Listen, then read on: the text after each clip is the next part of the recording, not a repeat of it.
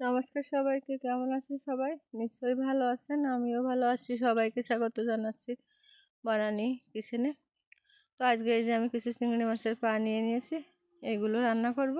তো এইগুলো দিয়ে আজকে কিন্তু আমি কোনো তরকারি রান্না করব না, আজকে আমি টক রান্না করব।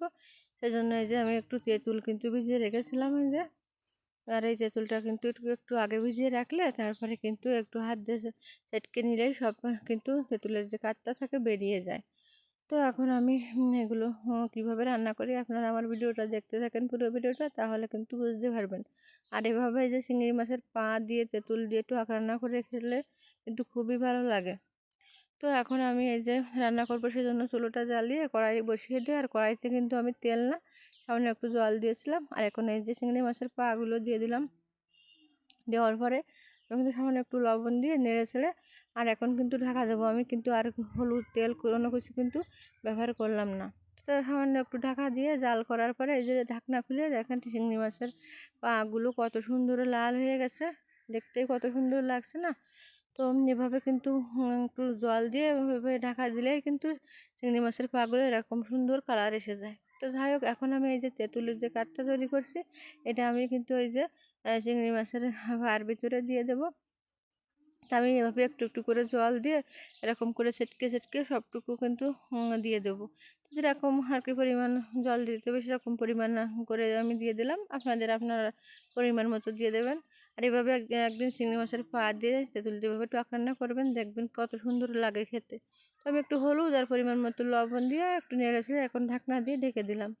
তো ঢাকনা দিয়ে ঢেকে আমি কিছুক্ষণ জাল করে নিলাম। এই যে এখন কিন্তু জলটা ফুটে গেছে। তো আমি একটু এখন এই যে নেড়ে ছেড়ে নিচ্ছি।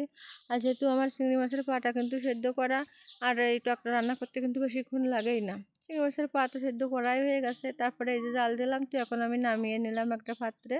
আর এখন আমি ফোড়ন দেবো, সেজন্য কড়াইটা ধুয়ে আবার চুলোর উপরে বসিয়ে দিলাম। দেওয়ার পরে এই যে আমি একটু তেল দিয়ে দিলাম, তেল দিয়ে সরিষা ফোড়ন দিয়ে দিলাম। তো সরিষা ফোড়নটা দেওয়ার পরে আমি এখন এই যে টকটা সরিষা ফোড়নের উপর ঢেলে দিলাম। ঢেলে দিয়ে আমি কিন্তু সঙ্গে সঙ্গে ঢাকনা দিয়ে ঢেকে দিয়েছিলাম।